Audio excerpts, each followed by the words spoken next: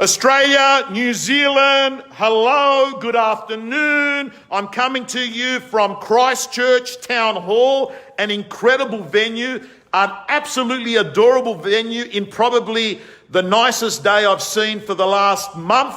And I'm going to get a big shout out. We have got Mike Perro and the crew here for their annual conference. Everyone, a big wave. They're looking fantastic now, but wait till they're 9 o'clock tonight with 6 beers. They're going to be bulletproof. Okay, so guys and girls, one of the subjects that has been brought up is how do you handle a situation where you've got a vendor that's roughly at 1.95, right? And you've got buyers at roughly 1.85. Vendors don't want to drop anymore because they say, I've already had a big hit. Then you've got the buyers that are saying, stuff it, right? Like, what's that? He's saying there's no more buyers. There's no more buyers out there. There's big more buyers, so I'm not going to move either. Okay, so you basically got people that aren't going to move. Here is how you handle it. Listen to me very carefully. Number one, understand your job in real estate is to put people through a process. Number one, you put them through a process from day one. Firstly, you list it right.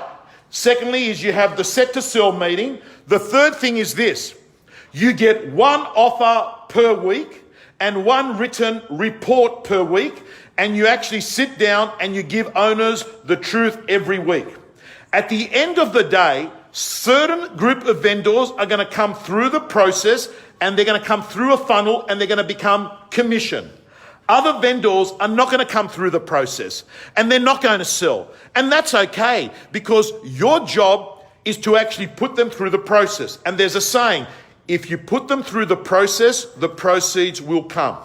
The second thing is you must learn to help a vendor understand the next step. I call this vendor next step analysis.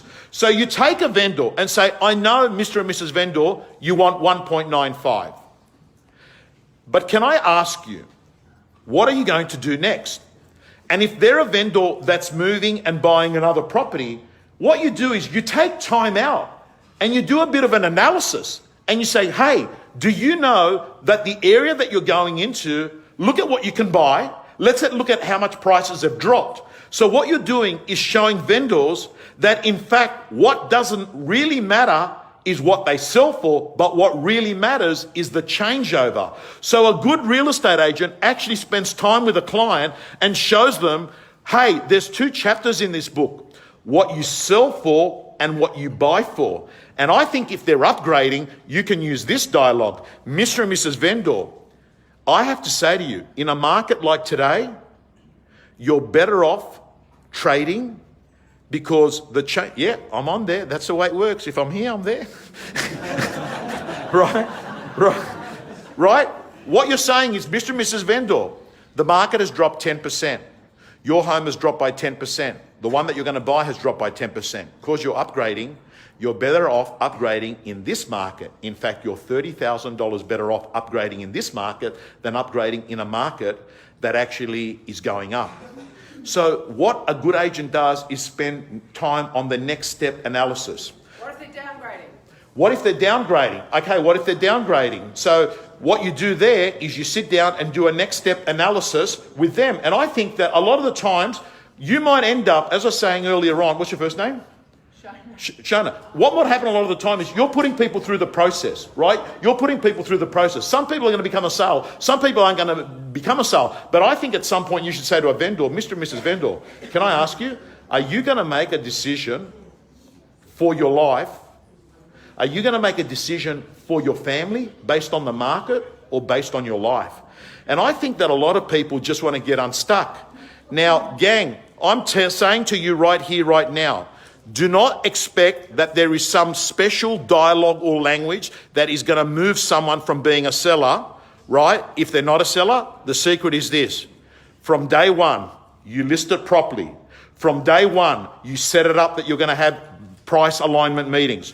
From day one, you're getting offers to them. From day one, you're getting a written report. From day one, you're showing them what other properties are selling for, and then you've done your job. If they turn around and actually say no, at some point, I think you can say, Mr. and Mrs. Vendor, I want to let you know, we've had 73 people through your property over the last 2 months. We've had 6 offers. This is what we've done. At the moment, it appears that you are not listening to the market.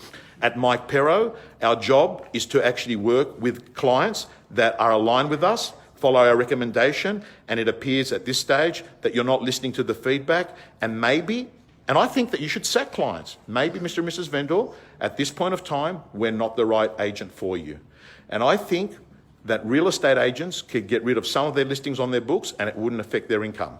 Guys and girls, I want you to understand very clearly here, you can only have these conversations if you've been a good prospector.